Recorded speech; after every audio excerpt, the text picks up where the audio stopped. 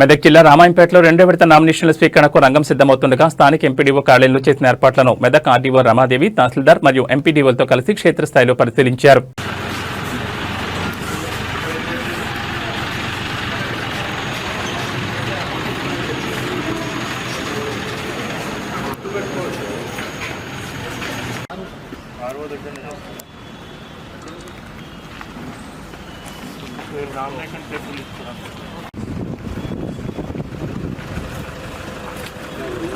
ఇప్పుడు ఆర్ఓస్ ఏం చెక్ చేస్తారంటే ఈ సో అండ్ సో పర్సన్ ఎక్కడైతే ఉన్నారో ఈయనది ఈ సీరియల్ నెంబర్ ఉందా లేదా చెక్ చేసుకోవాలి.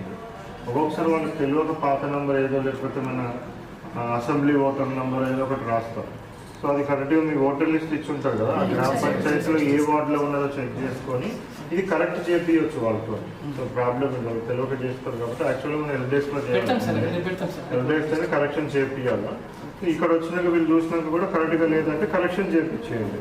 సో ఇక్కడ ప్రతిపాదకుడి సంతకం కంపల్సరీ ఉండాలి, మళ్ళీ ఇక్కడ ఈ అభ్యర్థి సంతకం కంపల్సరీ ఉండాలి.